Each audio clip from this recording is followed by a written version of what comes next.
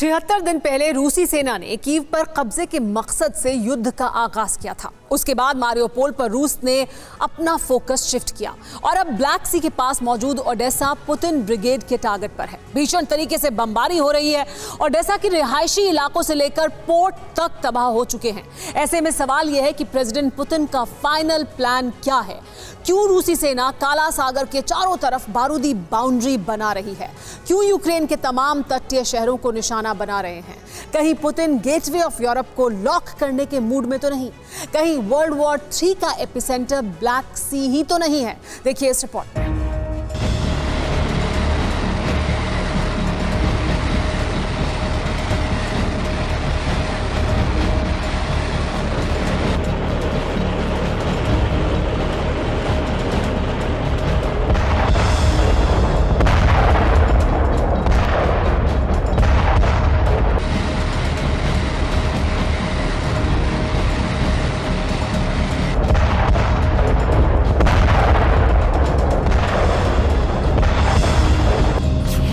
दुनिया के ताकतवर मुल्कों में शुमार महाबली रूस अब जबरदस्त एक्शन मोड में आ चुका है।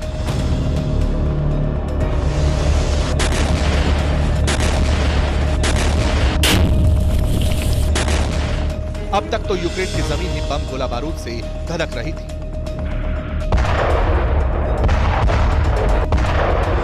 मगर अब नीले समंदर में विध्वंसक हथियारों से खलबली मचने वाली है।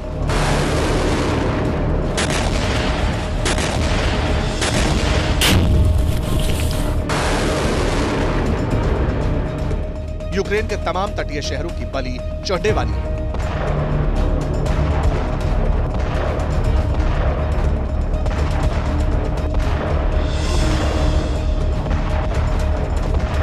क्योंकि प्रेसिडेंट पुतिन ने काला सागर में बारूदी कोहराम मचाने के लिए अपने सुपर योद्धाओं को उतार दिया है।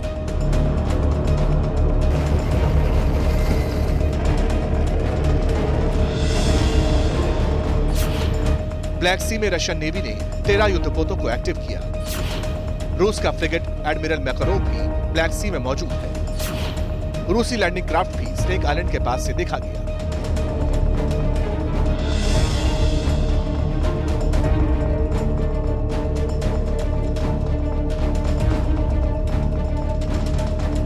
काला सागर में पुतिन ने सिर्फ जंगी लड़ाकों को तैनात ही नहीं किया, बल्कि ब्लैक सी से सटे तमाम यूक्रेन के शहरों और बंदरगाहों पर जोरदार तरीके से हमले शुरू कर दिए।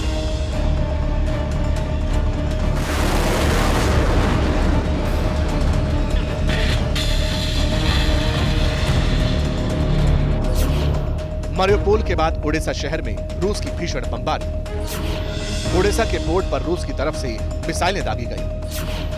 रूसी हमले में ओडेसा का रिवेरा शॉपिंग सेंटर बर्बाद हुआ। इसके अलावा 3 वेयर हाउसेस को भी निशाना बनाया गया।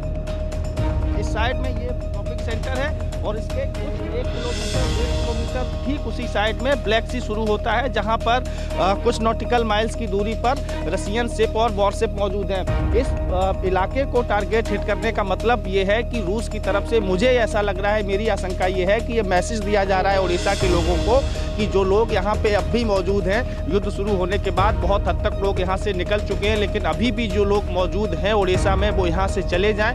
मारियोपोल के बाद ये दूसरा शहर हो सकता है जो रूस के टारगेट पे सबसे ज़्यादा होगा, और ये बताने के लिए रिहायशी इलाकों को टारगेटेड करना, शॉपिंग सेंटर को टारगेटेड करना और ये तमाम ऐसी जगहों को जहाँ पर लोग रह रहे हों, तो ये मैसेज है रूस का एक बड़े हमले से पहले ओडिशा के लिए, यूक्रेन की सरकार के लिए, कि अगला टारगेट जो उसका है ज़मीन वो ओडिशा होगा।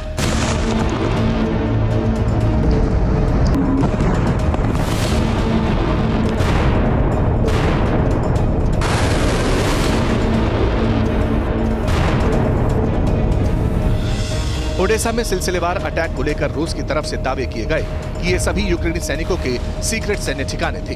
वेयर हाउस में हथियार और गोला बारूद छिपा कर रखा गया था। अब रूस के दावों में कितनी सच्चाई है, फिलहाल इस पर सस्पेंस है, मगर रूसी हमलों के बाद से पूरा ओडिशा शहर थर्रा गया। इमारतें खंडहर में तब्दील हो गई। पूरा इलाका बारूदी धुएं से सन गया।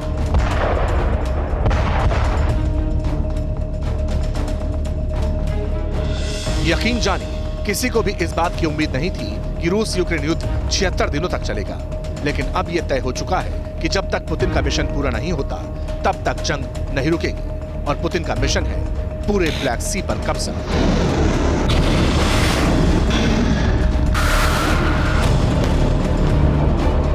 यूक्रेन पर रूस का सबसे घातक हमला ब्लैक सी से हो रहा है। दावा तो यहां तक किया जा रहा है कि ब्लैक सी में रूस के करीब 70 से ज्यादा युद्धपोत तैनात हैं। इसके अलावा घातक रूसी सबमरीन्स ने भी ब्लैक सी में डेरा डाला हुआ है। मकसद साफ है, हर हाल में ब्लैक सी पर कब्जा। मगर क्यों, यह भी जानना जरूरी है। ब्लैक सी की सीमा 6 देशों बुल्गारिया, जॉर्जिया, रोमानिया, रूस, तुर्की और यूक्रेन से लगती है। इनमें से 3 नाटो के सदस्य देश हैं। रूस का 800 किलोमीटर बॉर्डर ब्लैक सी से लगता है। रूस ब्लैक सी को यूरोप में अपने प्रवेश के लिए आर्थिक द्वार मानता है। इसकी वजह यह है कि ब्लैक सी के जरिए रूस की पहुंच भूमध्य सागर तक है।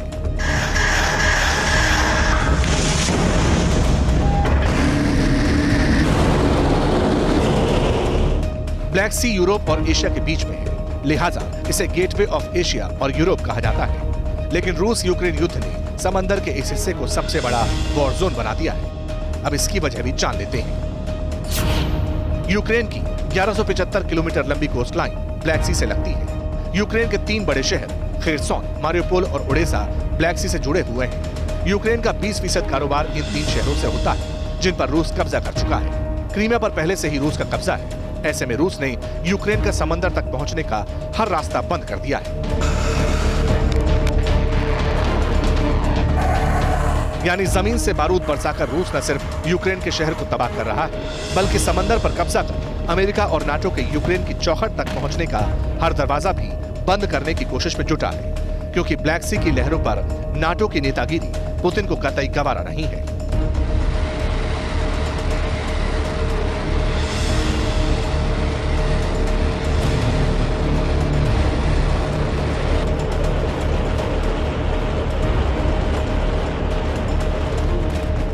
हालांकि पहले पुतिन का प्लान कीव पर कब्जे का था, जो कि यूक्रेन की राजधानी है, मगर नाटो, यूरोप और अमेरिका के चलते ऐसा हो न सका। लिहाजा पुतिन ने ब्लैक सी और उसके आसपास सटे शहरों पर अपना फोकस शिफ्ट किया और अपने लड़ाकों की हेवी डिप्लॉयमेंट के साथ बारूदी एक्शन भी शुरू कर दिया। लेकिन सवाल यह है कि आखिर रूस को ब्लैक सी हर हाल में क्यों चाहिए, ये भी समझते हैं।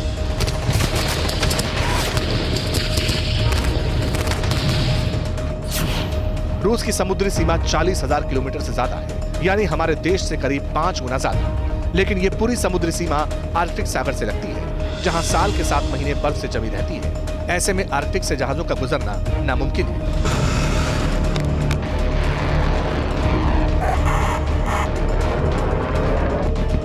इसके ठीक उलट ब्लैक सी गर्म पानी वाला समंदर है, जहां साल भर जहाजों की आवाजाही होती है। इसके साथ ही ब्लैक सी से पूरे यूरोप और भूमध्य सागर का रास्ता खुलता है। ब्लैक सी में सबसे बड़ा बंदरगाह सेवास्टोपोल है, जो क्रीमिया में है, और क्रीमिया पर रूस 8 साल पहले से ही काबिज है। लेकिन ब्लैक सी से यूक्रेन पर बारूद बरसाने के पीछे एक और वजह है। ब्लैक सी से जुड़ा यूक्रेन का पूरा इलाका बेहद उपजाऊ है। इस इलाके में गेहूं की बम्पर फसल होती है। यहीं से पूरी दुनिया के कई देशों में गेहूं एक्सपोर्ट होता है। बस पुतिन इस पर ही लगाम लगाना चाहते हैं ताकि यूक्रेन का दाना पानी खत्म हो सके, वो दुनिया के बाकी मुल्कों से कट सके।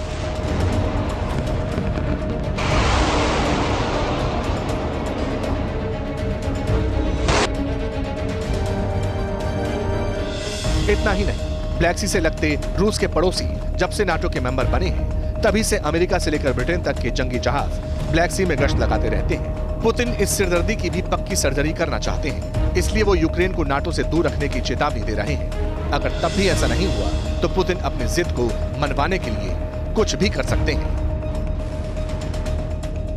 परवाह देश की, सोमवार से शुक्रवार रात 10 बजे TV9 भारतवर्ष पर।